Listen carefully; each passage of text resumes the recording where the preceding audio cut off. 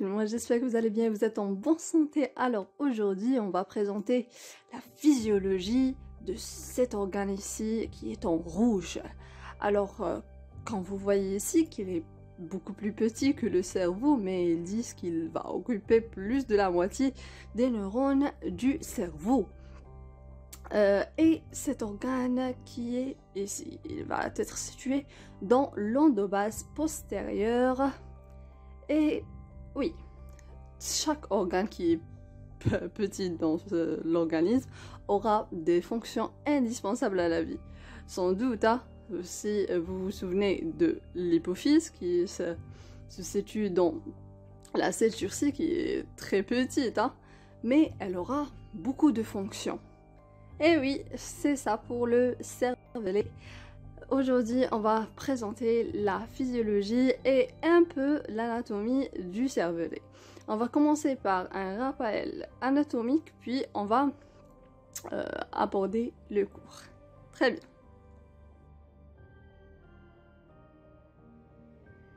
Le rappel anatomique. Donc, comme vous savez bien que le système nerveux central est composé par l'encéphale et la moelle épinière. L'encéphale est composé par le cerveau, d'accord, le cervelet et le tronc cérébral. Nous allons intéresser beaucoup plus au cervelet. Donc, forcément que le cervelet aura des rapports avec les différentes structures du système nerveux central, d'accord. Donc, il est séparé du tronc cérébral par une sorte de cavité qui est le 4e ventricule. Mais ça n'empêche pas qu'il y aura des connexions entre le cervelet et le tronc cérébral. Hein. Donc, il y aura des connexions par les pédoncules cérébelleux. Les pédoncules cérébelleux, ce n'est d'autre que la substance blanche. Ok? La substance blanche qui est les fibres des neurones. Ok? Alors, pour la séparation entre le cervelet et le cerveau, plus précisément, et le télencéphale, parce que ça, c'est les hémisphères cérébelleux, ce sera une séparation par des cloisons dues à la dure mère. D'accord? Donc, la dure mère, dans sa partie, dans son feuillet interne, va s'enfuir, s'enfoncer, donc pour délimiter des cloisons, d'accord. On les appelle soit ici la tente du cervelet qui va séparer le cervelet du cerveau. Pour la séparation entre les deux hémisphères cérébraux et cérébelleux, ce sera des faux du cerveau, faux du cervelet. Ok? Très bien. Alors, pour les faces... Bon, alors, je vous invite à mémoriser le numéro 3. C'est vraiment important parce que le cervelet aura 3 pédoncules, 3 faces, 3 lobes, 3 fonctions, etc. Donc, il faut retenir le nombre 3, le chiffre 3. C'est très, très important. Donc, pour les faces, on aura une face supérieure, celle-ci. Une face inférieure, une face antérieure. Pourquoi antérieure? Je vous rappelle qu'ici, on a vu que, alors ici c'est antérieur et ici forcément c'est postérieur, d'accord? Donc le tronc cérébral il est antérieur. Si on aura une face supérieure, une face intérieure, cette face elle est la face antérieure. Très bien. Donc pour la face supérieure, elle est séparée du cerveau par la tente du cervelet. Pour la face inférieure, où elle va reposer sur la face postéro-inférieure de l'endobase, comme je vous ai déjà parlé, et on aura dans la partie centrale, celle-là, c'est la vallécule, ok? C'est ici qu'il y aura une attache vraiment, comme on dit, sans séparation avec le tronc cérébral. D'accord? Très bien. Et une face antérieure, Et dans cette phase, on peut nommer les pédoncule cérébelleux. Ça, c'est le lobe, c'est l'archéocervellé. Ça sera bien sûr une autre division, la division fonctionnelle et même une division phylogénétique. Donc, ce qui est en violet, c'est le lobe floculo-nodulaire. D'accord? C'est l'archéocervellé. C'est ce lobe-là qui aura pour fonction l'équilibre. D'accord? L'équilibration de l'organisme. Ok? Très bien. Donc, pour la partie centrale ici, on aura le nodulus et ici floculus. Ok? Très bien. Bon. Alors, ça, c'est une image que vous voyez ici, le cervelet. Vous voyez qu'il y aura deux hémisphères, c'est comme le cerveau. Et vous voyez ici qu'il est vraiment très plissé.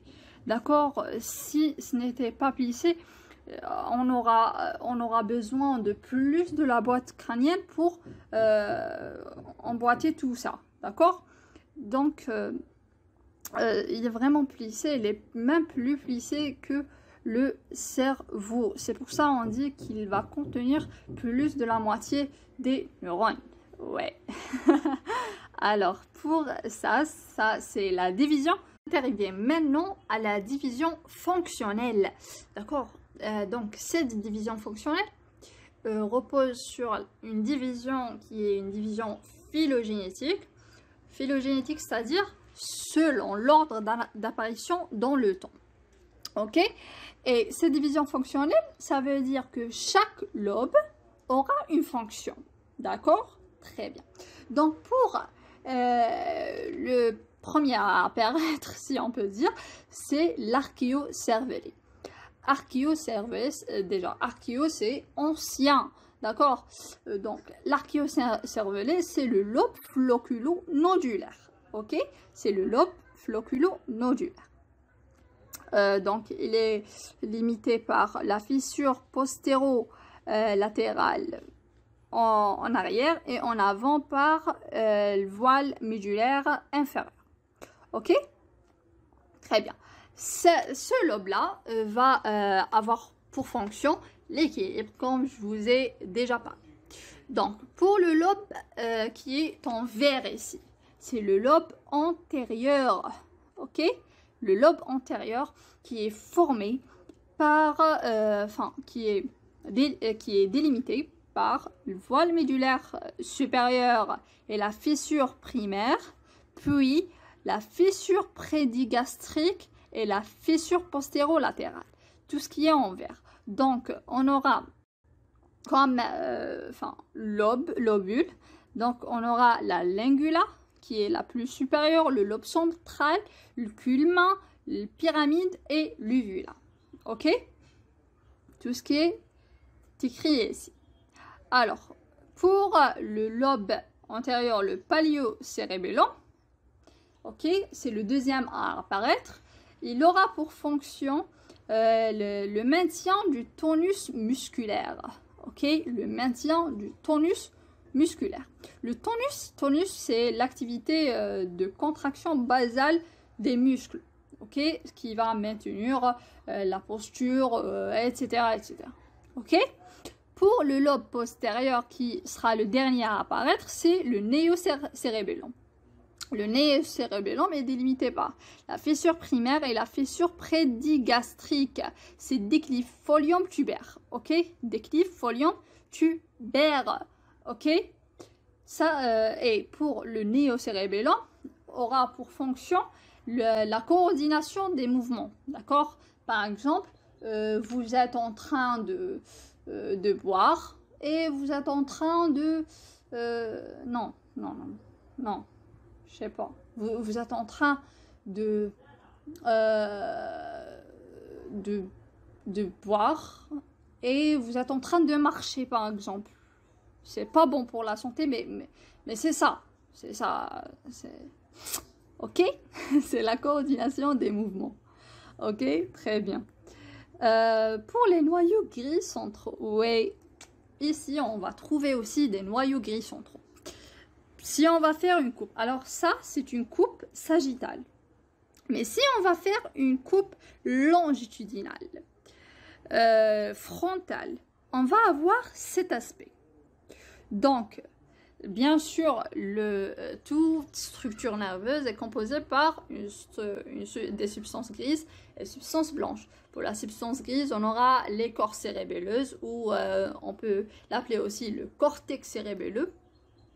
Puis on aura la substance blanche, et à l'intérieur, on aura des noyaux gris, c'est-à-dire c'est de la substance grise. Pour la partie la plus centrale, qui est le vermis, on aura les noyaux fastigiaux, les noyaux de toit, le noyau de Fett. Ok, Fett. Pourquoi Fett? Eh bien, parce que le lobe flocculo-nodulaire va avoir des connexions avec ces noyaux fastigiaux. Et comme je vous ai déjà parlé, que le lobe flocculo-nodulaire aura pour fonction l'équilibration. La Fett. Pour les étrangers, eh ben, ils vont boire de l'alcool, etc. Bon, bref. Alors, pour la région paravermienne, on aura deux noyaux qui sont les noyaux intercalés. D'accord? Très bien. Et pour la partie latérale, il y aura des noyaux sous forme de reins. Je ne vois pas trop le rein, mais bon. Alors, on les appelle les noyaux dentelés. Alors, ici, on a terminé le rappel anatomique et on va aborder le cours de physiologie. Alors, l'introduction, généralité. Alors, je vais lire ça parce que ça sera de la répétition, etc. Donc, le cervelet, qui signifie un petit cerveau, ne constitue que 10% du volume total du cerveau, mais contient plus de la moitié de ses neurones. Il est situé dans la partie postérieure de la fosse crânienne. La fosse crânienne, l'endobase, etc. C'est la même chose. Donc, il est composé d'une couche externe de substance grise, qui est le cortex cérébelleux, de substances blanches internes et trois parties de noyau profond. Le noyau vestigial, qui est dans la partie vermienne. Le noyau interposé lui-même comprenne deux noyaux, le noyau emboliforme et globuleux. Interposé, c'est l'intercalé, c'est la même chose. Le noyau dentelé. Alors, le cervelet occupe une place prépondérante dans les fonctions motrices. Et je vous ai parlé déjà que par exemple, le palio-cervelet va avoir pour fonction le maintien du tonus musculaire, la coordination du mouvement pour le néocérébellum, etc. Néanmoins, son ablation n'induit pas de paralysie. Par contre, elle entraîne une incoordination des mouvements, y compris les mouvements oculaires. Voilà, incoordination des mouvements. Et je vous ai déjà parlé que le néocérébellum aura pour fonction la coordination des mouvements. Donc, on peut déduire que le cervelet entre dans la coordination des mouvements. Donc, normalement, on dit que le cervelet entre, mais je vous ai dit ça. Désolée. L'essentiel. Alors, cette remarque, elle est très importante. Il reçoit des afférences sensorielles étendues, c'est-à-dire de toutes les parties du corps. Même la peau, les articulations, le système nerveux central, d'accord? Mais n'est pas impliqué dans l'interprétation de l'information sensorielle. Ça veut dire quoi? Ça veut dire qu'il ne va pas traiter ces informations et commander un mouvement. Non, il ne fait pas ça. Il va contrôler et moduler les mouvements. Il ne va pas commander une réponse. Ok? C'est pour ça... son ablation n'induit pas une paralysie, par exemple. Ok? Mais par contre, elle va induire un trouble d'équilibre, une incoordination des mouvements, une hypotonie. D'accord? Hypotonie, c'est quelque chose qui est basse et tonie, c'est tonus. Ok? Donc, mais il ne va pas commander un mouvement. C'est très important. le cervelet reçoit les informations de nombreuses sources.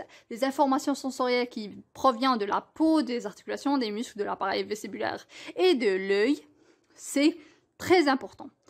D'accord? Parce que dans l'équilibre, par exemple, si on ne voit pas dans quelle direction on est, d'accord? On peut tomber, ok? Par exemple, on sait qu'on est debout. Mais par exemple, s'il y aura une chaise et on est aveugle, ou là, on ferme les yeux. Et après, vous êtes en équilibre, mais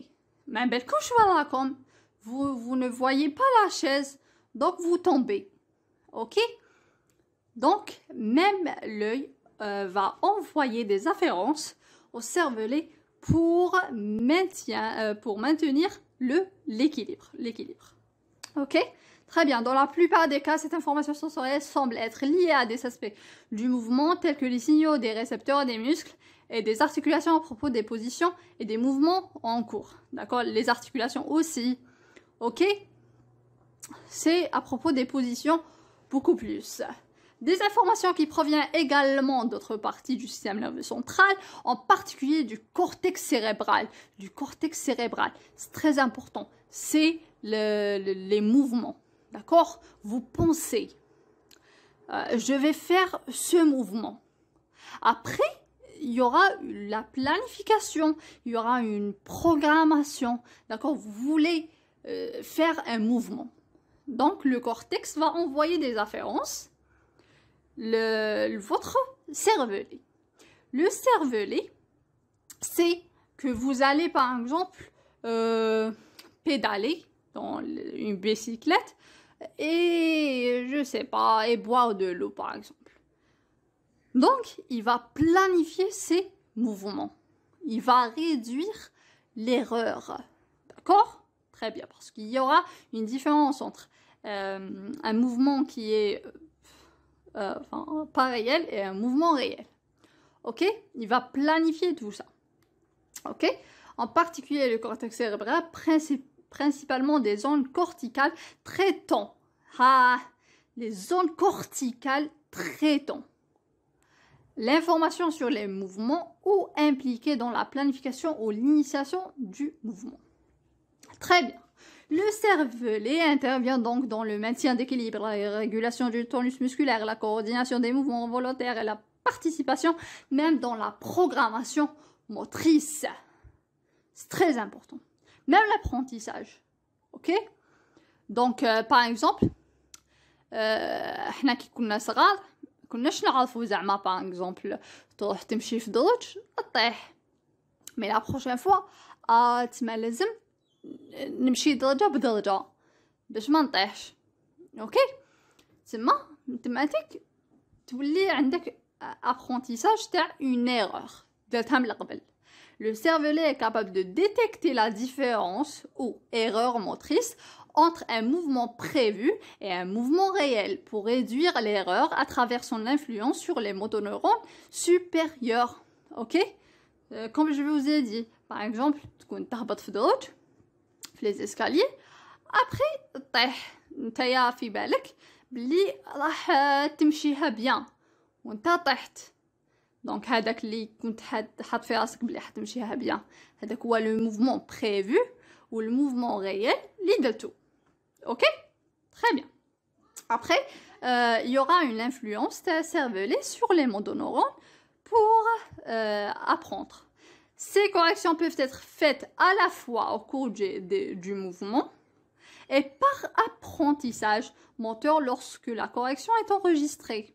Donc, au cours du mouvement, par exemple, Timchi, vous avez compris qu'il y aura des corrections au cours du mouvement ou après avoir fait l'erreur.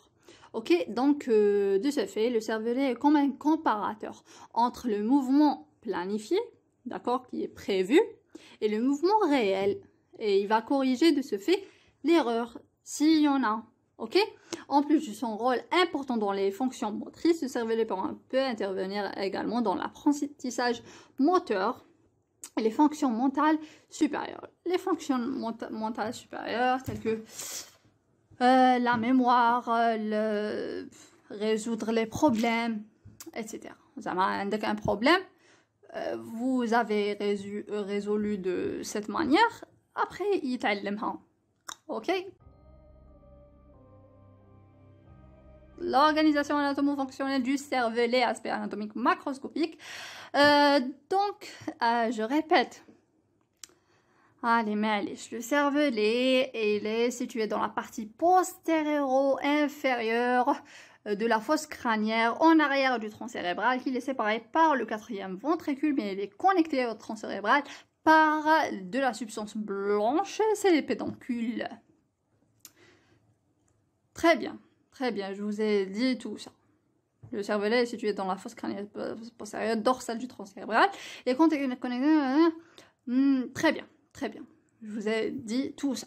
Alors, le pédoncule cérébelleux inférieur va contenir les fibres qui proviennent de la moelle épinière. Ok? De la moelle épinière. Donc, c'est une connexion entre le cervelet et la moelle épinière et même la moelle allongée, le bulbe rachidien. Le pédoncule cérébelleux moyen contient les afférences du cortex cérébral. Donc, du cortex cérébral et même le pont. Ok? Très bien. Alors, le pédoncule cérébelleux supérieur contient la plupart des efférences du cervelet. Donc, inférieur, ça sera des fibres de la moelle épinière, moyen, afférence du cortex cérébral, et supérieur, efférence du cervelet. Le cervelet est formé d'une partie axiale, le vermis, et de 2 expansions latérales, les hémisphères cérébelleux. Donc, une partie centrale, c'est le vermis, et donc, de part et d'autre, on aura les hémisphères. Chaque hémisphère est subdivisé en zones intermédiaires, paravermiennes et zones latérales. Je vous ai parlé de ça. Les 2 fissures profondes, fissures primaires et postérolatérales, ce sont les fissures les plus importantes, d'accord? Des vis de cervelet en 3 lobes. Un lobe antérieur, un lobe postérieur et le lobe floculo-nodulaire. Ça, ce n'est pas la division fonctionnelle. C'est une division anatomique. Alors, les lobes du cervelet, le lobe antérieur, entre le voile médulaire supérieur et la fissure primaire. Entre la fissure primaire et la fissure postérolatérale, on aura le lobe postérieur. Et entre la fissure postérolatérale et le voile médulaire inférieur, on aura le lobe floculo-nodulaire. Ça, c'est le vermis. Ça, c'est la partie paravermienne. Et latéralement, le vermis. Ok? La partie latérale, je m'excuse. Très bien. Le lobe antérieur, le lobe postérieur, etc. Très bien. Le cervelet, notez les fissures primaires qui divisent le lobe antérieur du lobe postérieur et la fissure postéro-latérale qui sépare les 2 lobes antérieurs et postérieurs du lobe floculo-nodulaire comme illustré dans les représentations asagittales. Donc ça, c'est la fissure primaire. Et ça, c'est la fissure postéro-latérale. Ok? Et la dorsale, donc, non B. Chaque lobe se subdivise transversalement en lobules, numérotés de 1 à 9. 5 dans le lobe antérieur et 4 dans le lobe postérieur. Le lobe floculo-nodulaire correspond au lobule 10. Les lobules sont constitués de plis encore plus petits de cortex cérébelleux appelés folia, singulier folium. Ok?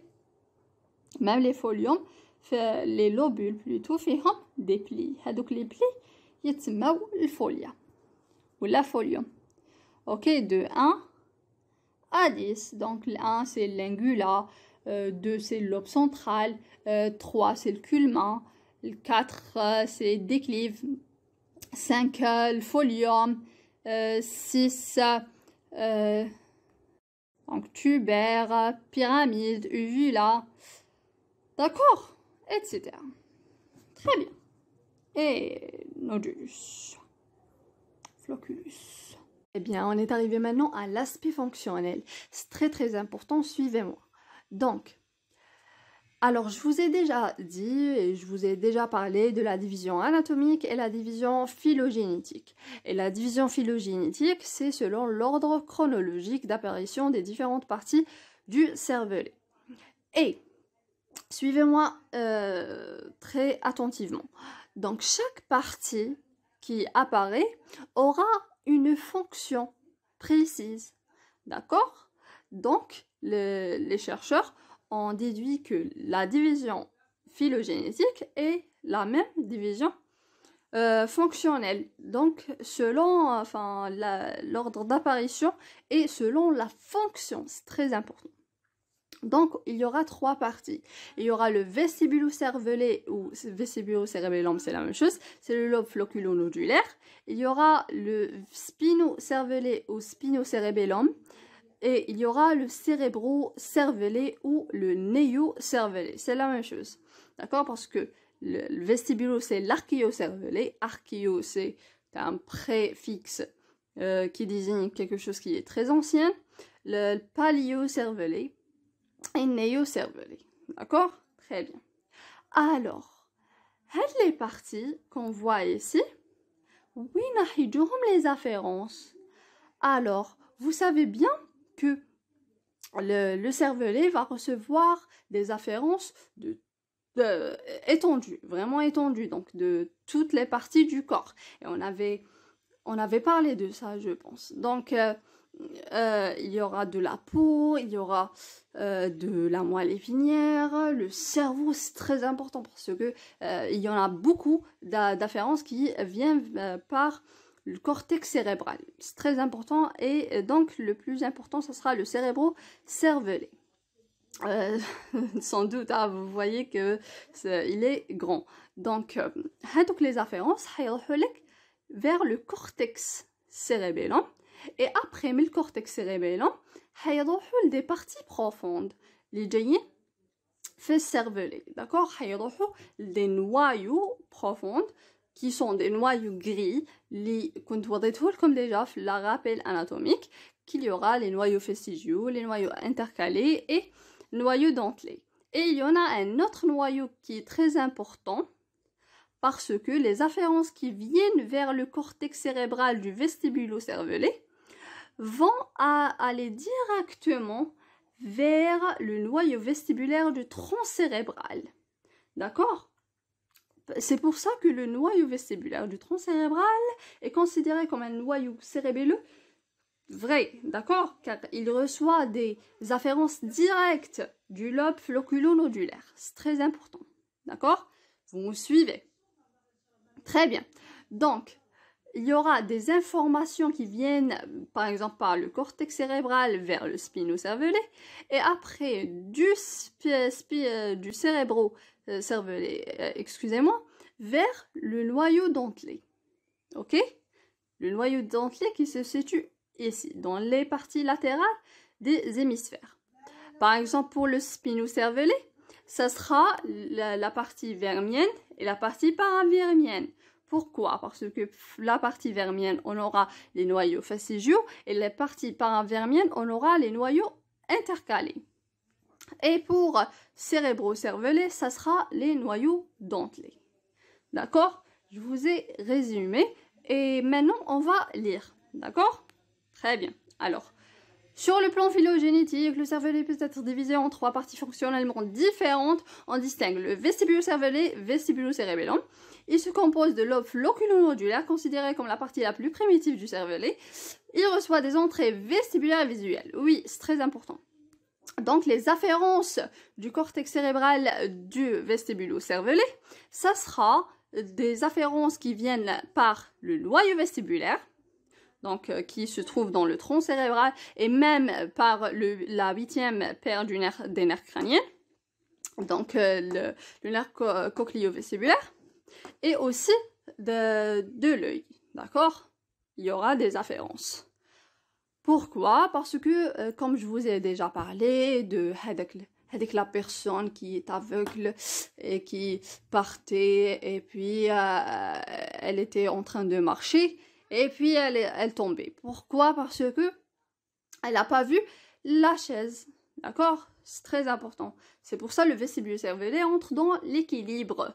Ok, donc il va recevoir des afférences du vestibulaire et visuel et puis il va envoyer des efférences vers les noyaux vestibulaires dans le tronc cérébral. Il participe dans l'équilibre, les réflexes vestibulaires et les mouvements oculaires. Pourquoi? Les mouvements oculaires, quand vous allez tourner vos têtes, les yeux vont aller d'une direction à la direction où vous avez marché. Par exemple, vous avez tourné plutôt, d'accord? Donc, les mouvements oculaires vont suivre votre position aussi, d'accord? Sans, bien sûr, entrer dans la volonté. Si vous ne contrôlez pas les mouvements oculaires, les yeux vont bouger avec vous. D'accord? Très bien. C'est ça. La partie vermienne, etc. Donc voilà, ici on dit que c'est le lobe flocculo-nodulaire et si spinocérébellum il va envoyer des efférences vers les parties, le cérébro-cérébellum, etc. Donc ici, c'est les connexions vestibulo-cérébelleuses. C'est un schéma j'ai pas aimé le schéma. Il y aura d'autres schémas qui sont plus explicites. D'accord, sinon spinocervellé ou paliocervellé. Spinocérébellum comprend le vermis et le vermis et les parties intermédiaires des hémisphères cérébelleuses et apparaît plus tard dans la phylogénie. Il est ainsi nommé car il reçoit des entrées somatosensorielles et proprioceptives de la moelle épinière. Il va comprendre les parties parce que les afférences liées comme le cortex هيبعدهم vers la partie vermienne ou la partie paravermienne. D'accord, la partie vermienne pour les muscles proximaux, etc. Et la partie paravermienne pour les muscles distaux. Très bien. Alors, il est ainsi nommé car il reçoit des entrées somatosensorielles et proprioceptives de la moelle épinière. Oui, donc des informations proprioceptives telles que par exemple le fuseau neuromusculaire. Ok, le vermis reçoit des entrées visuelles, auditives et vestibulaires ainsi que des entrées somatosensorielles. C'est ce qui va nous intéresser. De la tête et des parties proximales du corps. D'accord? Il projette via le noyau vestigial au cortex et au tronc cérébral, région qui donne naissance au système descendant médian pour contrôler les muscles proximaux du corps et des membres. Donc, on a des afférences et les efférences aussi. Donc, avec les aires, par exemple, somatosensorielles et proprioceptives de la moelle épinière, le spinocervellé vers la partie vermienne et vers la partie paravermienne. Le vermienne se projeter dans les noyaux vestigiaux. Les noyaux vestigiaux le cortex cérébral ou le tronc cérébral, d'accord, pour contrôler les muscles, pour contrôler aussi les motoneurones, tel le cortex par exemple, et tel tronc cérébral pour moduler le tonus aussi, tel la partie proximale du corps pour, comment on dit, contrôler la posture, etc. D'accord? Très bien. Donc, on termine. Donc, le vermis reçoit des entrées visuelles, auditives et vestibulaires ainsi que des entrées somatosensorielles de la tête et des parties proximales du corps. Il projette via le noyau vestigial au cortex et au tronc cérébral, région qui donne naissance au système descendant médian pour contrôler les muscles proximaux du corps et des membres. De ce fait, le vermis intervient dans la posture et la locomotion ainsi que le mouvement oculaire parce que هيجوه تانيت من la tête. D'accord, c'est très important. De la tête et des parties proximales du corps. Alors, les parties intermédiaires descendantes des hémisphères paravermiens reçoivent également une entrée somatosensorielle des membres. Les neurones projettent vers le noyau interposé qui fournit les entrées des systèmes cortico-spinal, latéral et rubrospinal pour contrôler les muscles les plus distaux des membres et des doigts. Donc, pour la partie vermienne, le système médian, d'accord, le système descendant médian, et le paravermienne va nous donner le système corticospinal latéral et le rubrospinal. Bon, le rubrospinal, il va contrôler les muscles fléchisseurs. Donc, les muscles les plus distaux des membres et des doigts. Très, très bien. Donc, ici, la moelle épinière, pour se projeter dans la partie vermienne et la partie paravermienne. Vers les noyaux donc intercalés, même noyaux vestigiaux. Après hadouma, soit le thalamus, soit le noyau vestibulaire, soit le noyau rouge, etc. etc. Alors, le cérébro, donc le rubrospinal, c'est le noyau rouge, d'accord, la liaison entre le noyau rouge et cervelé. Le cérébro-cervelé ou néo-cérébellum comprend les parties latérales des hémisphères cérébelleux. Ces zones sont phylogénétiquement les plus récentes et sont beaucoup plus développées chez l'homme. Presque toutes les entrées et sorties de cette région impliquant des connexions avec le cortex cérébral. C'est compris. Quand il y aura des afférences qui viennent par le cortex cérébral et les efférences du cervelet vont être des efférences vers le cortex cérébral. Ok? Les neurones via le noyau dentelé se projettent vers le cortex moteur, prémoteur et préfrontal. Ainsi, le néocervelet semble participer plus largement dans la planification et l'exécution du mouvement. Ils peuvent jouer également un rôle dans certaines fonctions cognitives comme la mémoire et la mémoire de travail. Très bien, parce que même ils vont envoyer aussi d'autres projections. D'accord? Très bien. Préfrontale aussi. Donc, des connexions cérébro-cérébelleuses. Très bien. Pontien nucléeux. Donc, le cortex moteur va envoyer vers le pont. Et mais le pont, je vois bien. Qu'est-ce qu'on remarque ici? جيبوها نستعرف بكم والله غنستعرف بكم كنجيبوها. cortex moteur من هاد الجهة. d'accord. أو بعد هاي. je vais changer de couleur. Donc le cortex moteur va envoyer vers quoi? Vers le pont. ماشي directement vers le cervelet. Et واش راكم تشوفوا تانيت؟ ماشي كيما الاخرين. Parce que l'autre directement. Et ici, pour le spinocérébellum, on va la moelle épinière directement vers la partie vermienne et la partie paravermienne. D'accord? Très bien. Donc, pour le cérébro-cérébellum, ça ne sera pas comme ça. Le cortex moteur. D'accord, d'une partie à gauche, la partie gauche تاع le pont. Après شوفوا هذه c'est quoi? C'est la ligne médiane. Ils vont décusser هاد les neurones parce que هنايا ils vont faire synapse. Les neurones اللي يخرجوا لك من البون باش يروحوا لك le cortex cérébellum, la partie vermienne et paravermienne, يروحوا لك, ils vont décusser, ils vont changer de place. تسمى تاع الكورتكس droit حيروحوا لك voilà le cortex gauche. Très bien, c'est très bien. Voilà.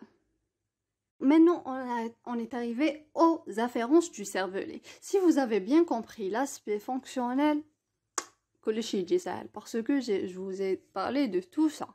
D'accord, on va répéter. D'accord, qu'est-ce qu'on avait dit? Alors, les afférences du cérébro-cérébral. Bon, ça ferait mieux de faire ce schéma directement. Donc, il y aura des afférences qui viennent par le colliculus supérieur et par le cortex cérébral. D'accord? Et vous savez que la source la plus importante des afférences, ça sera par le biais du cortex cérébral. C'est très important. Après, ces afférences vont aller vers les noyaux pontiques et pour faire synapse ici par d'autres neurones. Et les neurones vont décusser, vont changer de côté dans la ligne médiane. Vont changer de côté et ils vont faire synapse avec les pédoncules cérébelleux moyens. D'accord? Naya a le pédoncule cérébelleux moyen pour rejoindre le cortex cérébro-cervelé. D'accord? Très bien. Cérébelleux. Le cortex cérébro-cervelé. Parce que, on va le cortex, on va bien sûr, le noyau dentelé, etc. D'accord? Très bien. Je relis ou là, c'est pas... Bon, je vais lire parce que je vous ai parlé de tout. Hein. Alors, le cortex cérébral est de loin la source la plus importante des entrées, afférence au cervelet, et la destination principale de cette entrée est le cérébro-cervelet. C'est juste, c'est logique, d'accord? Le cortex et le cérébro-cervelet. Ces axones corticaux ne se projettent pas directement dans le cervelet, au contraire, ils font synapse avec les neurones dans le noyau pontique ipsilatéral, c'est-à-dire dans le même côté du tronc cérébral comme leur hémisphère d'origine. Ces noyaux pontiques reçoivent des afférences provenant de plusieurs sources, y compris presque toutes les zones du cortex cérébral et le colliculus supérieur. On est en train de répéter.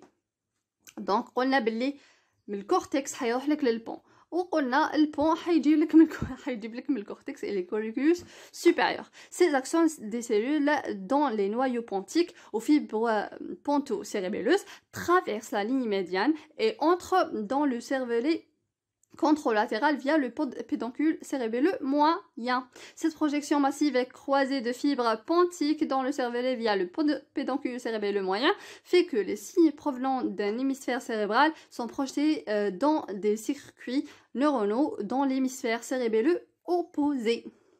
Voilà, gauche-droit, droit-gauche. Voilà. Alors, afférence du vestibulo-cervelet provenant des axones vestibulaires dans le 8e nerf crânien ainsi que les axones des noyaux vestibulaires dans le tronc cérébral. Donc, il y aura des axones vestibulaires le 8e nerf crânien ou un noyau vestibulaire, des axones provenant des noyaux vestibulaires, vers le tronc cérébral, vers le vestibulo-cervelé, donc vers le lobe floculo-nodulaire. D'accord? C'est simple, n'est-ce pas? Très bien. Alors, afférence du spino-cervelé. Les neurones relais somatosensoriels dans le noyau dorsal de Clark. هذا le noyau dorsal de Clark. عندكم la moelle épinière. Waouh. Donc, عندكم ici, noyau de Clark. جاي هنايا. هذا noyau de Clark. هذا noyau de Clark هيجيب لك des informations proprioceptives ou la somatosensorielle من les membres, d'accord? Plus précisément, ce sera le membre inférieur, d'accord? Plus précisément, le noyau de Clark. Et عندكم comment on dit, la partie externe du noyau cuniforme. Du bulbe rachidien, parce que le bulbe rachidien ou la moelle allongée, هايلك هذه la ligne médiane, après عندك هذوك les sillons, après on aura منايا عندك noyau de Gaulle ou منايا عندك noyau cuniforme ou la noyau de Burdak. C'est la même chose. De Gaulle c'est pour les membres inférieurs et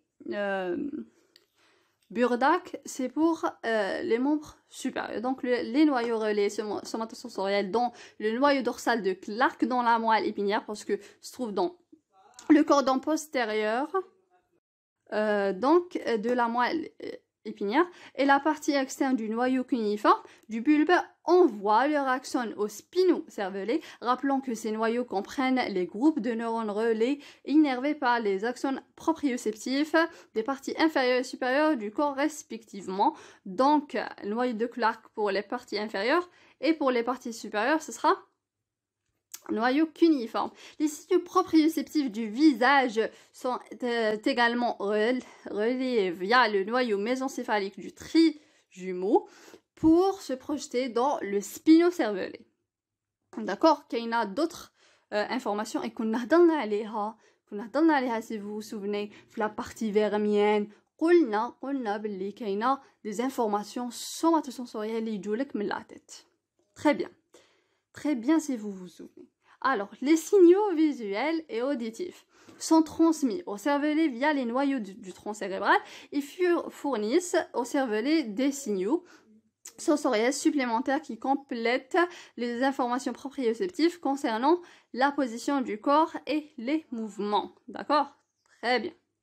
Les afférences vestibulaires spinales et du trijumeau fournissent au cervelet des informations du labyrinthe.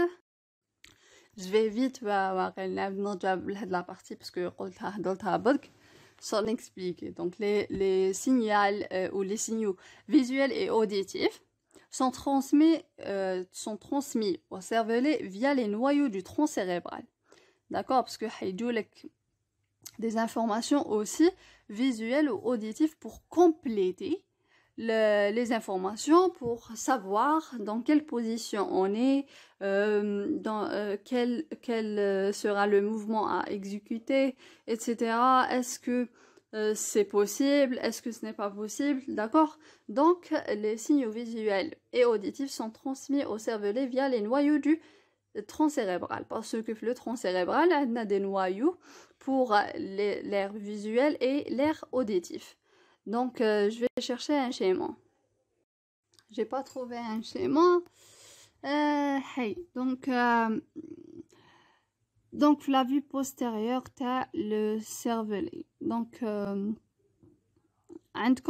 ici, la partie mésencéphalique, c'est les colliculus. D'accord? La projection, bien sûr. Donc, il y a les colliculus supérieurs, t'as l'air visuel ou l'inférieur, t'as l'air auditif. D'accord? من هادوما donc les projections هيوضحوا لك le cervelet pour plus précisément le spino-cervelet pour compléter les informations. D'accord? Très bien. Alors, les afférences vestibulaires spinales et du trijumeau fournissent au cervelet les informations du labyrinthe dans l'oreille, les fuseaux neuromusculaires et d'autres mécanorécepteurs sur la position et le mouvement du corps. Bien sûr, le labyrinthe, l'oreille, les fuseaux neuromusculaires, la position, tonus. D'accord, donc il y aura le noyau mésencéphalique du trijumeau, signaux proprioceptifs du visage, avec noyau de Clark et noyau cuniforme. Pour les signaux proprioceptifs, noyau de Clark provient de la moelle épinière, noyau cuniforme bulbe, et le spino-cervelet directement sur le même côté. Ok. L'afférence somatosensorielle a une représentation somatique, représentation du corps dans le spino-cervelet. Donc, on a comme un homunculus. D'accord, très bien. Les afférences vestibulaires et spinales restent ipsilatérales, entrent dans le cervelet par le pédoncule cérébelleux inférieur. Elles ont leur origine du même côté du tronc cérébral et la moelle épinière. Donc, où il y a la différence entre cérébraux ou hada. Cérébraux, bon, avec le pédoncule cérébelleux moyen ou hada inférieur. L'autre, il y a le cortex vers le pont et du pont vers le cervelet, ils vont décusser, donc le côté contralatéral, ipsilatéral. Cet arrangement fait que le cervelet droit est connecté avec l'hémicorps droit et le cervelet gauche avec l'hémicorps gauche. Très bien. Enfin, l'ensemble du cervelet reçoit des entrées modulatrices du noyau olivaire inférieur, parce qu'on avait déjà dit que a d'autres fonctions, les fonctions mentales supérieures, d'accord, telles que la mémoire, etc. L'olive inférieure. D'accord, le cortex cérébral هيبعت لك l'olive inférieure, mais l'olive inférieure يروح يبعت لك cervelet pour mémoriser même les mouvements, pour l'apprentissage, etc. Donc enfin, l'ensemble du cervelet reçoit des entrées modulatrices du noyau olivaire inférieur ou olive inférieure dans le bulbe rachidien. Ces afférences participent aux fonctions d'apprentissage et de mémoire traitées par les circuits cérébraux. Très bien, donc d'ailleurs c'est un récapitulatif. Donc عندك le cortex frontal et pariétal هيبات لك soit les noyaux rouges soit les noyaux pontiques du cervelet. Noyau rouge اللي تابعين الميزوncéphale هيروحوا لك l'olive inférieure vers le cortex cérébelleux, d'accord, et après vers les noyaux profonds, ok. Le cortex moteur ou la préfrontal, etc. هيباتوا لك les noyaux pontiques même عندك les collicules supérieures. Noyau pontique هيبات لك le cérébellum et ils vont décusser la ligne médiane. عندك la corde spinale هتبعت et le vestibulaire هيبات. Très bien, les afférences du cervelet. Alors quand vous voyez ici, il y aura une coupe, d'accord, des coupes sagittales, etc. Et ici on voit les différentes connexions du cerveau avec le cervelet, et vous voyez que ce n'est pas direct, donc ils vont faire synapse au niveau des noyaux pontiques et puis ils vont vers le cervelet par le pédoncule moyen.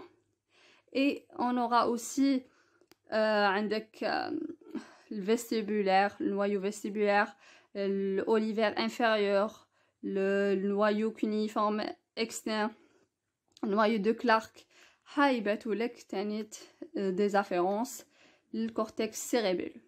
Très bien. Donc vous voyez bien, par exemple هدايا c'est cérébro-spinal, etc.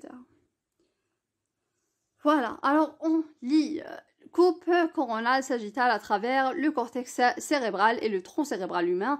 On lit. D'accord, on va lire.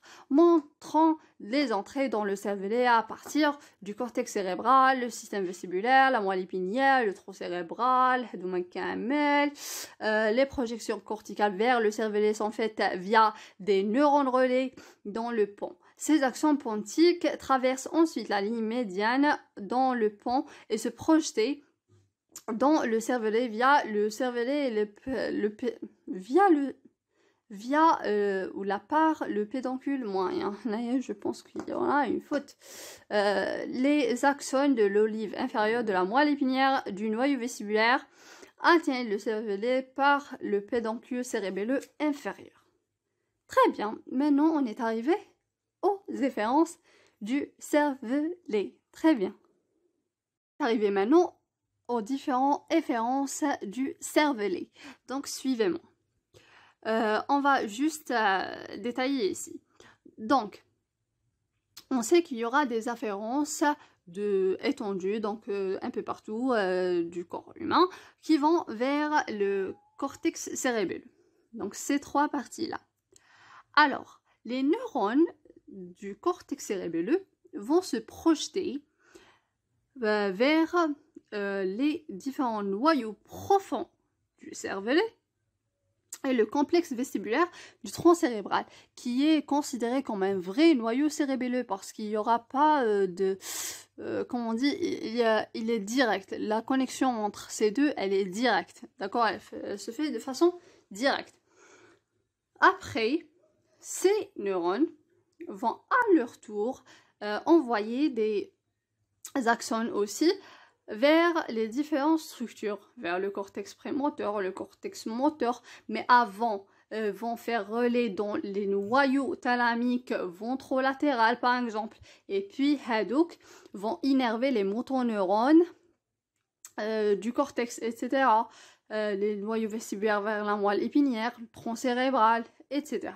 Donc, vous comprenez que le cervelet comprend des noyaux, 4 noyaux profonds. Les le noyau dentelé qui est le plus important chez l'homme, avec les noyaux interposés, le globuleux et le noyau emboliforme, et avec le noyau fascigial, le vermis, noyau de toit ou la noyau de fête, et kaina le complexe vestibulaire du tronc cérébral. Cérébro-cervelet. Alors, عندك cérébro-cervelet هيروح لك الكورتكس cérébelleux vont envoyer vers le noyau dentelé. Le noyau dentelé va envoyer soit vers le colliculus supérieur pour moduler les mouvements oculaires, ou vers le noyau ventrolatéral du thalamus. Mais avant, ça va décusser. Donc ça va traverser aussi la ligne médiane qui va pour les afférences, يخرجوك من الcortex, le collicule supérieur, et puis vers le pont du tronc cérébral, et هذاك تاع le pont, le neurone va décusser à travers la ligne médiane pour rejoindre le cortex cérébelleux, cérébro-cérébelleux. Donc même ici va décusser. Ça veut dire quoi? Ça veut dire que كل عفسة هي في بلاصتها. Donc ça veut dire le cortex زعما gauche هيتحكم في الكوتي gauche. Tout simplement. D'accord? On lit. Donc on lit. Le cérébro-cervelet, les voies originaires du noyau dentelé se projettent dans le cortex moteur primaire, prémoteur et préfrontal, impliqués dans la planification et l'initiation des mouvements volontaires. Ah oui, donc même cérébro-cervelet va envoyer aussi des efférences pour la planification, etc. D'accord? Même cérébro-cervelet entre dans ça. Ces voies atteignent ces zones corticales après un relais dans le complexe nucléaire ventrolatéral du thalamus. À ce fait, chaque hémisphère cérébelleux est concerné par le côté homolatéral du corps. واش حابين نقصدوا بها هذه؟ ماشي حابين نقصدوا زعما نقولوا l'hémisphère cérébelleux gauche مع الكوتي gauche تاع l'être humain معناتها حيروح ديريكتومون الكورتكس gauche. لا شغل هذاك الجوش عاود ولا الدغوا باش يكون في نفس الكوتي. D'accord?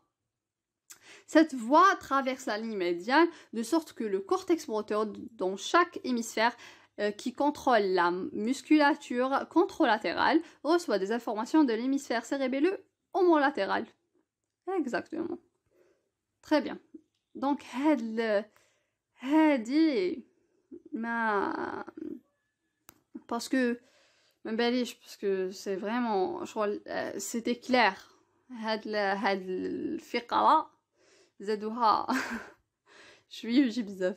Sinon, le long de son parcours vers le thalamus, cette voie envoie également des axones aux motoneurones supérieurs liés au mouvement oculaire dans les colliculus supérieurs, comme je vous ai déjà dit, et en outre, envoie des collatérales à la division parvocellulaire du noyau rouge dans le mésencéphale.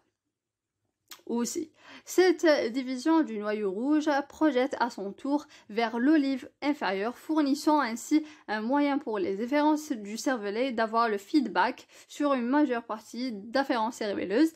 Cette rétroaction est cruciale pour les fonctions adaptatives des circuits cérébelleux d'apprentissage moteur. Donc, aussi, elle va envoyer des axones vers le noyau rouge et hadouk ta noyau rouge à leur tour vers l'olive inférieure pour comment on dit, pour contrôler la pour comment on dit, s'adapter, d'accord, s'adapter et apprendre, d'accord, très bien. Organisation fonctionnelle des efférences. Donc, on avait déjà parlé de ça. Spino-cervelet maintenant. Le vermis projette vers le noyau fastigial au cortex cérébral et au tronc cérébral, région qui donne naissance au système descendant médian, contrôle les muscles proximaux du corps et des membres. On avait déjà parlé de ça. Donc, je répète un peu. Bismillah ar-Rahman ar-Rahim. Wa salatu wa salam ala ashrafil mursalin, Sayyidina Muhammad sallallahu alayhi wa sallam. On prend un souffle et on termine. Donc, le vermis. Donc, à la بالنا بلي spino-cervellé va contrôler quoi? قلنا من قبل les muscles proximaux et distaux. واش قلنا مع الاول؟ قلنا بلي الفيرميس هيمد لك système médian والبارافيرميس هيمد لك système latéral. شوفها مليح مليح مليح مليح هادي. D'accord. Donc, عندك le vermis projette vers le noyau fastigial et le paravermis se projette vers interposé. Exactement. Très bien, très bien. Vous êtes très intelligent, très très bien. Donc, le noyau fastigial, donc le vermis se projette vers le noyau fastigial et les fibres issues, mais le noyau fastigial vont aller vers le cortex cérébral et le tronc cérébral, région qui donne naissance au système descendant médian contrôlant les muscles proximaux du corps et des membres. Donc, les fastigiales vont aller vers le cortex et vers le tronc cérébral pour contrôler les muscles proximaux du corps. D'accord? Et des membres. C'est très important, hein? C'est très important. Le vermis contrôle la posture et la locomotion ainsi que le mouvement oculaire. C'est-à-dire qu'on l'a déjà. Le paravermis, les noyaux se projettent vers, ou bien sûr, le noyau interposé, donc emboliforme et globuleux, fournit des entrées au système corticospinal latéral et rubrospinal. C'est très important. Et contrôle le muscle plus distal des membres.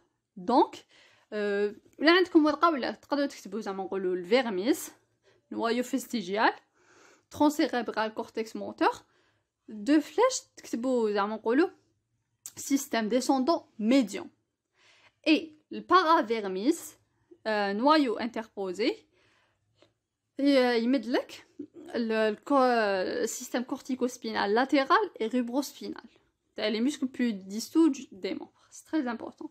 Vestibulo-cervellé. Les projections du vestibulo-cervellé parcourent le pédoncule cérébelleux inférieur et se terminent dans les noyaux du complexe vestibulaire, dans le tronc cérébral. C'est très important.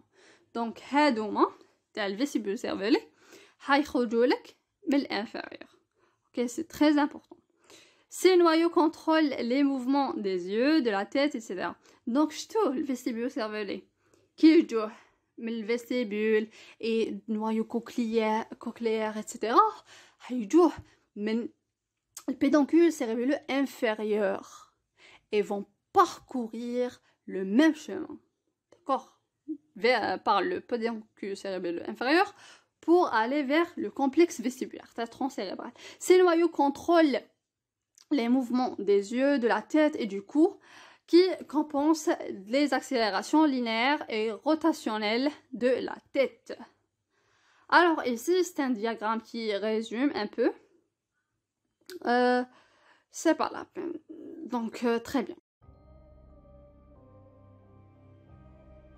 Circuit interne du cortex.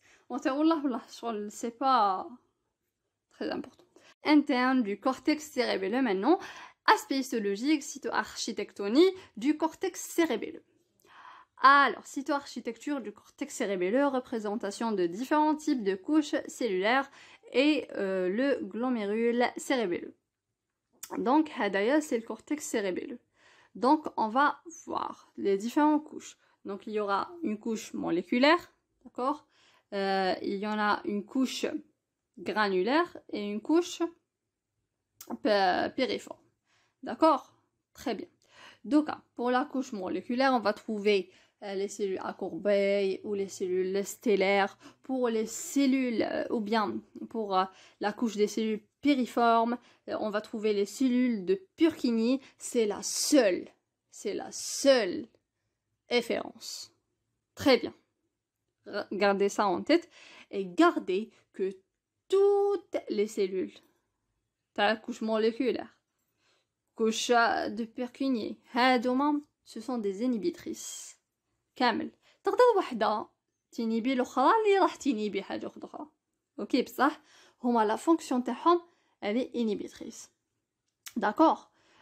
Par contre, les couches granulaires, les cellules granulaires sont des excitatrices.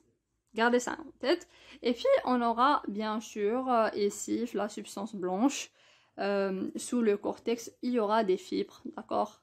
Les fibres afférentes, d'accord? Qui sont les fibres grimpantes et les fibres mossues. Grimpantes auront une connexion directe avec la cellule de Purkinje. Mossues vont faire des glomérules, etc. Pour atteindre la cellule de Purkinje, il y en a les efférences par les cellules de Purkinje. Ok, très bien. Donc, à l'examen histologique, chaque folium du cervelet est organisé en 3 couches. De l'extérieur à l'intérieur, on distingue la couche moléculaire, la couche de cellules de Purkinje et la couche granulaire. Si interne de la couche granulaire formant le noyau de chaque folium. On distingue une couche de substance blanche sous-corticale composée de toutes les fibres afférentes et efférentes du cortex cérébral. Très bien. On avait vu ça. Très bien, très bien. Donc, on va décrire toutes les cellules. S'il y aura quelque chose à expliquer, j'explique. Sinon, ça sera de la description. Donc, la couche granulaire. Les cellules granulaires, ce sont les seules cellules excitatrices. Attention, du cortex cérébelleux.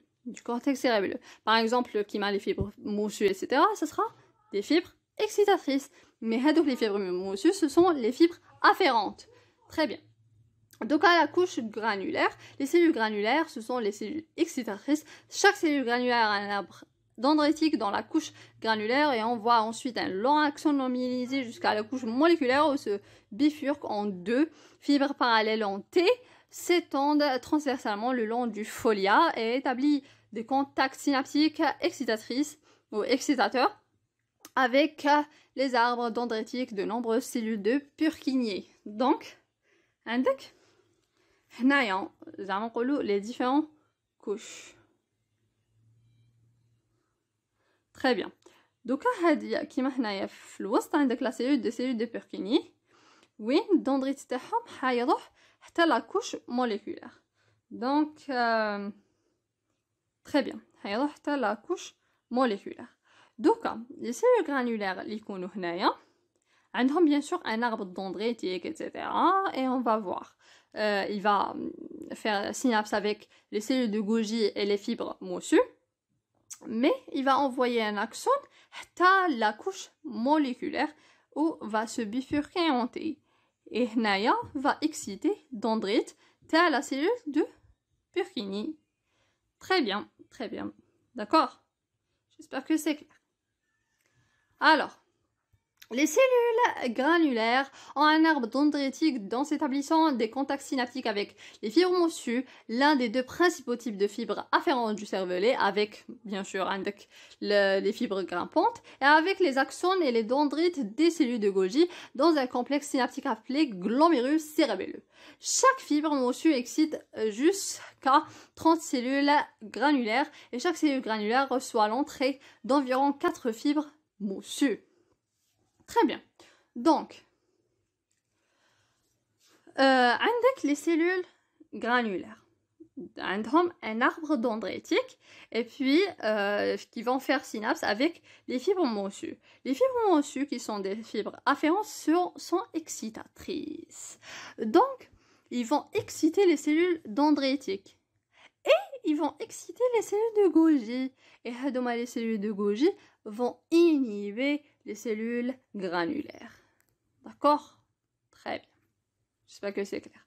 Donc, Hadia fibre mossue va exciter les cellules granulaires et va exciter les cellules de Golgi et les cellules de Golgi vont inhiber leurs cellules granulaires. Donc les cellules de Golgi, grands interneurones inhibiteurs, utilisant le GABA comme neurotransmetteur, reçoivent une entrée excitatrice des fibres moussues et des axones des cellules granulaires. Donc, c'est important. La couche des cellules de Purkinje, située au milieu. Cette couche se compose de corps cellulaires Purkinje et ces dendrites s'étendent vers le haut dans la couche moléculaire pour établir des contacts synaptiques avec les fibres grimpantes, le deuxième type principal de fibres afférentes du cortex cérébelleux. On avait déjà vu le premier type, c'est les fibres moussues qui ont fait synapse avec les cellules de Golgi et les cellules granuliformes. Donc ici, les fibres grimpantes, le deuxième type, va faire synapse avec les cellules de Purkinje.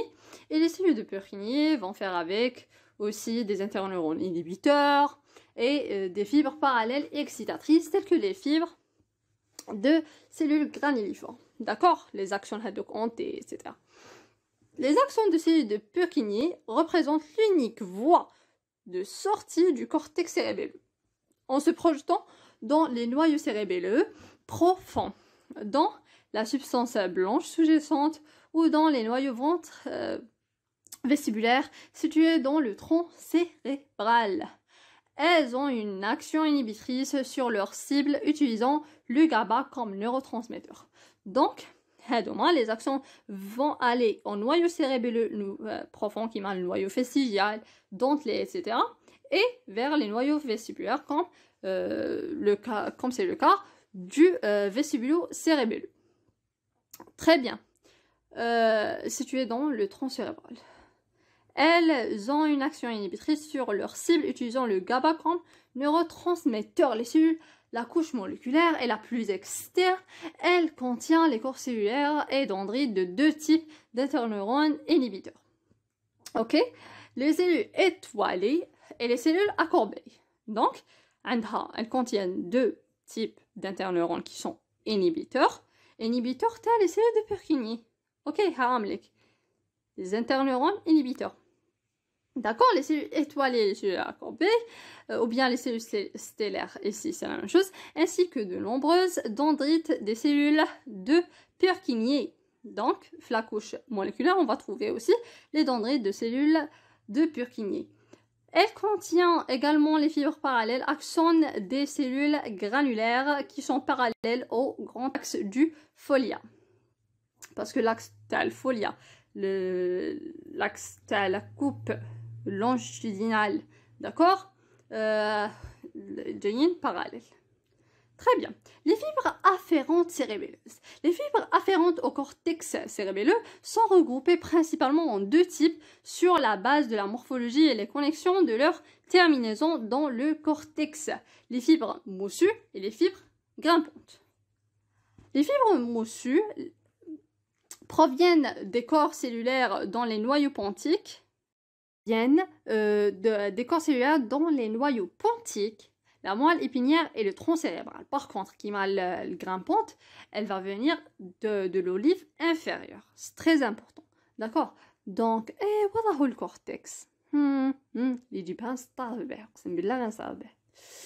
تفهم قبل يخي قلنا بلي الفيبر تاع الكورتكس سيريبرال ما راحش دير لك ديريكتومون سينابس مع سميهم لي الكورتكس سيريبيلو تاع السيريبرو سيريبيلو داكوغ تاع حدد par le biais du pont تما حد تكون عندك نيرون يدير سينابس مع نيرون تاع البون ابري هذاك النيرون تاع البون يطلع للكورتكس très bien donc c'est ça فهمتوني تما شغل indirectement مع الكورتكس ok. La plupart de ces fibres afférentes envoient des collatérales dans un noyau cérébelleux profond. Très bien. Ces fibres moussues se terminent de façon diffuse dans la couche granulaire et leur terminaison établit des contacts synaptiques avec les cellules granulaires et les cellules de Golgi au niveau du glomérule cérébelleux. Très bien. تما واش حاب يقول من هاد الاخرى حاب يقول بلي لي فيبر اللي جايين من نوايو بونتيك لا مول ايبينيير ترون سيريبرال نون سولمون حتطلع لك حيدير لك des connexions avec les cellules de Golgi et les cellules cérébelleuses, mais aussi des collatérales, les noyaux profonds. D'accord? Donc, des collatérales, les noyaux profonds, ou établir avec le glomérule. D'accord? Très bien. J'espère que vous avez compris. Une fibre mochue peut participer à des contacts synaptiques avec 10 à 15 cellules granulaires dans un glomérule cérébelleux. Très bien. Elle utilise le glutamate comme neurotransmetteur et son excitatrice des cellules granulaires et des dendrites des cellules de Golgi dans le glomérule cérébelleux et excitatrice des neurones nucléaires cérébelleux sur lesquels se termine leur collatéral. Donc, هادوما excitatrice. وين تشوف fibre mochue excitatrice. وين تروح تكسيدي. عندها énergie positive. Très bien. Les fibres grimpantes, les noyaux olivères inférieurs sont la seule source de ces fibres afférentes. Les fibres grimpantes envoient également des collatérales au noyau cérébelleux, faisant de nombreux contacts synaptiques avec les cellules de Purkinje.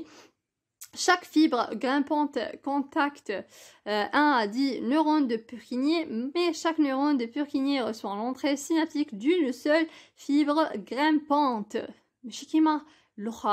D'accord, les cellules qui sont granulaires, elles vont recevoir 4. D'accord, si نعاودو شويه. شوفوا 4 fibres mochues, la cellule granulaire, et chaque fibre mochue peut exciter 30.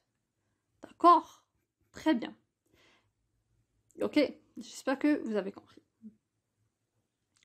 Donc, je crois là. Voilà, d'une seule cellule grimpante. Les fibres grimpantes sont excitatrices utilisant le glutamate comme neurotransmetteur. Les fibres grimpantes excitent les cellules de Purkinje et les neurones nucléaires cérébelleux à travers leur collatéral. Voilà, donc chaque fibre afférente excitatrice. Ok, très bien. Donc, microcircuit du cortex cérébelleux et traitement de l'information. C'est très important. Alors ici, le positif va exciter, va inhiber. Donc regardez bien. Il y a la couche moléculaire. Cellules à courbée et les cellules étoilées. Normalement, جايين هنا تاني. Ok? Cellules de Purkinje, les cellules de Purkinje granulaires, les cellules granulaires et les cellules de Golgi. Et pour la partie sous-corticale, les noyaux cérébelleux. Donc, noyau pontique, etc. Donc même mes noyaux pontiques, tronc cérébral, etc.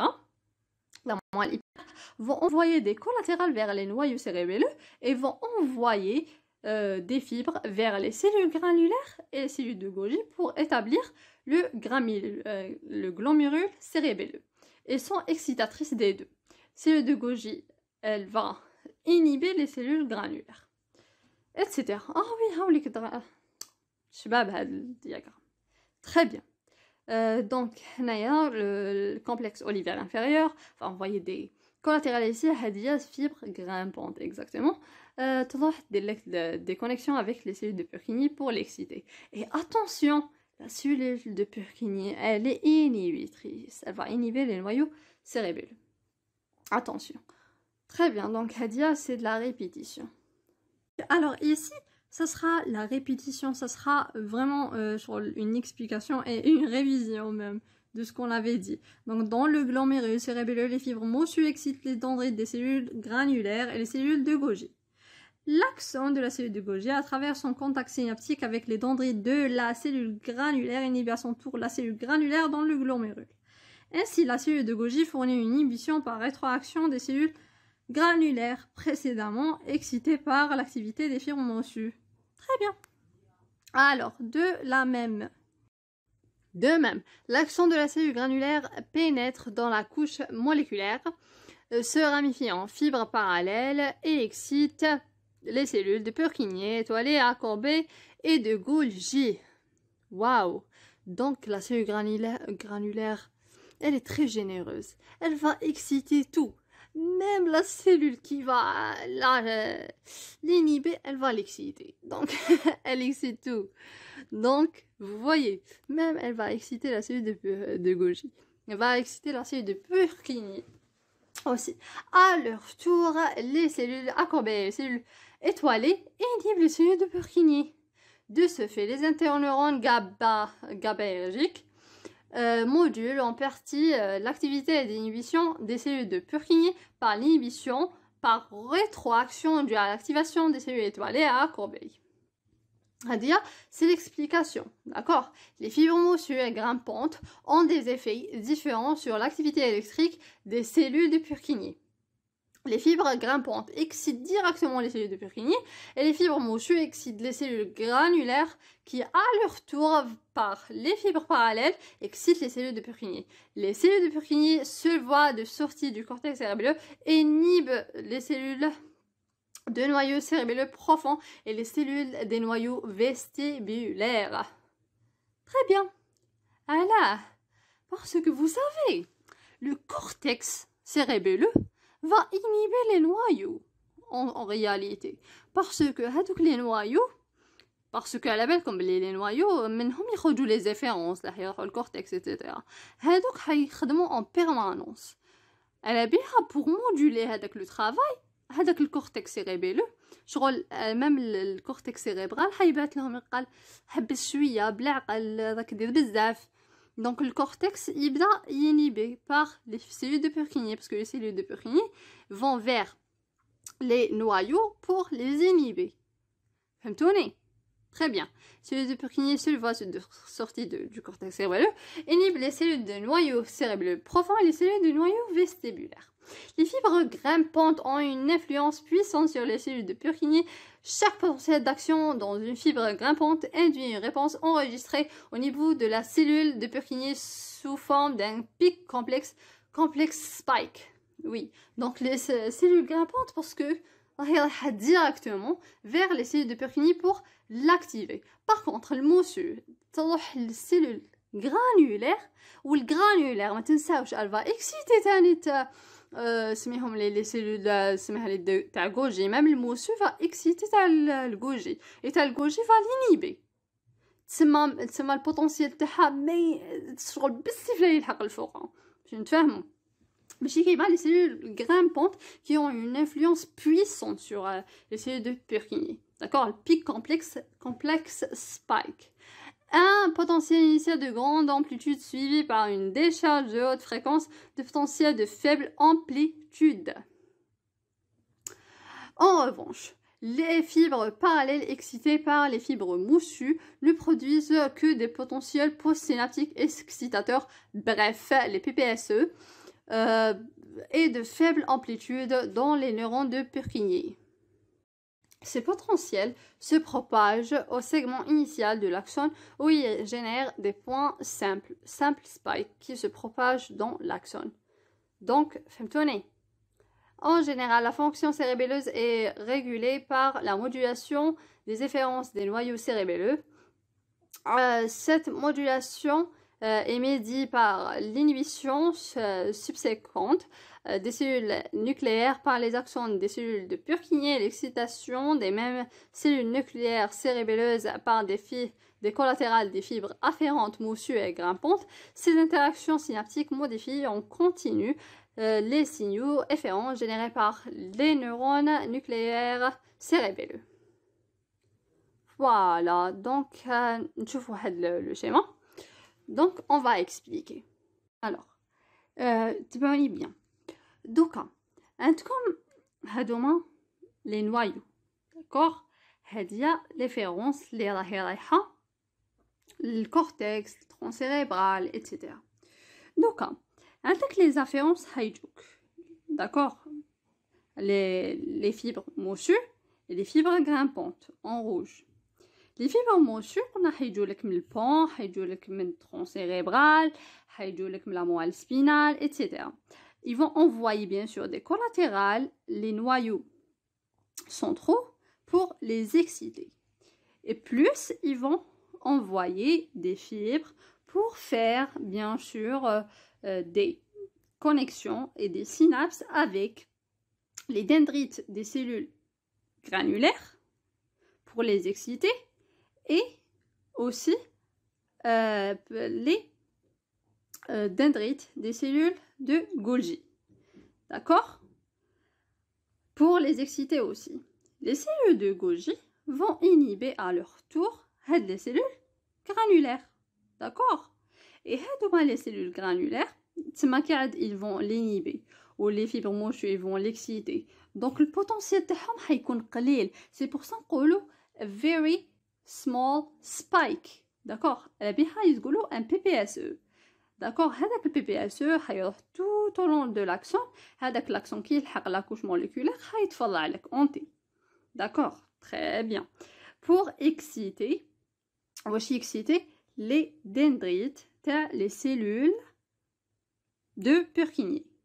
D'accord? Parce que les cellules de Purkinje, la couche intermédiaire, ils vont envoyer des dendrites, la couche moléculaire, et l'axone il va le pour inhiber les noyaux.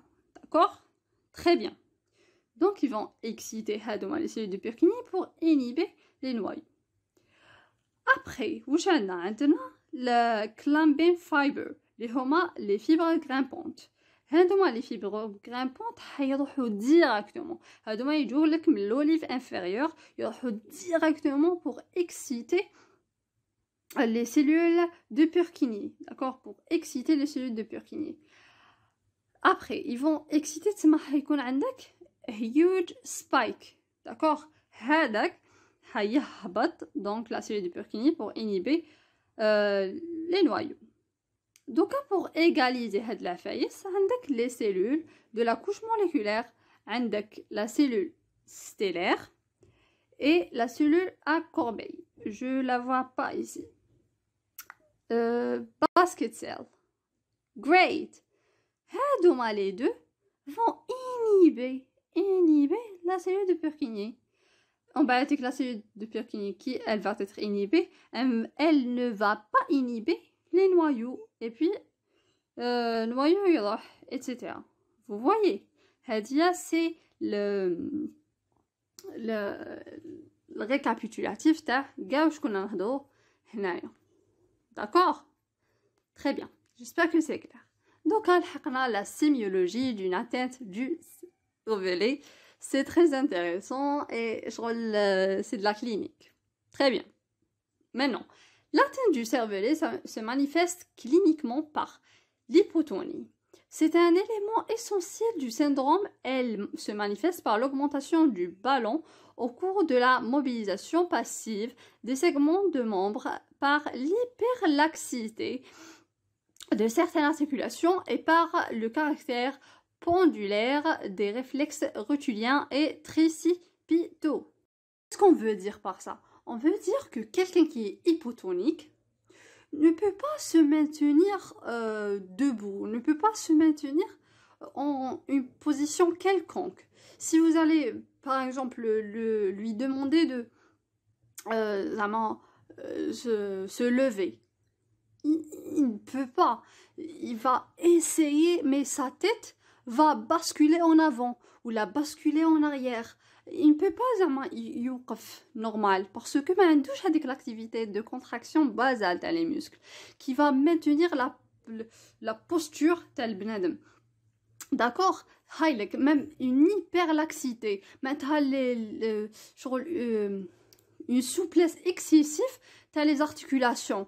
D'accord? Il est souple, très souple. Même il bascule un peu partout. Il ne peut pas. Mais il couche. Il ne peut pas contrôler lui-même. Mais il a un équilibre. D'accord? C'est ça, quelqu'un qui est hypotonique. etc. D'accord? Des fois, il y a la kinésithérapie, etc.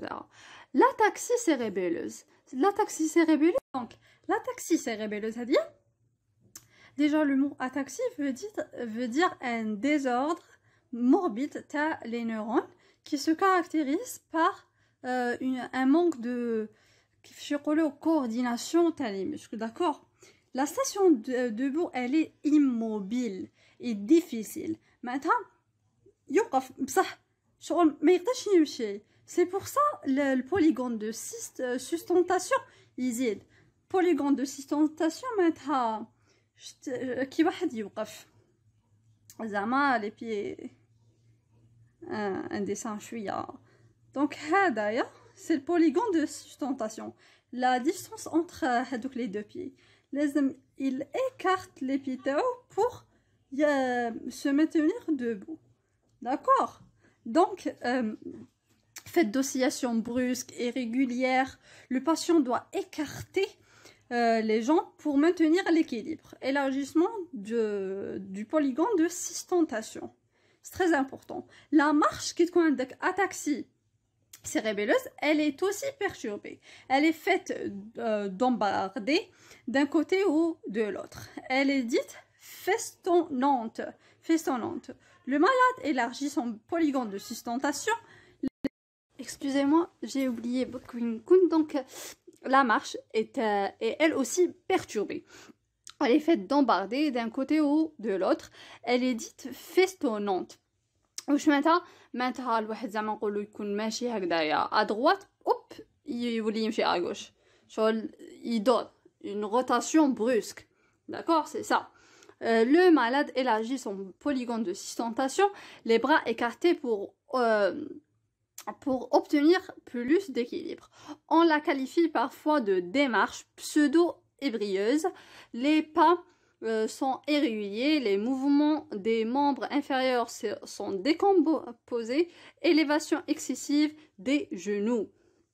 Vous voyez, donc la marche tao, elle est désordonnée.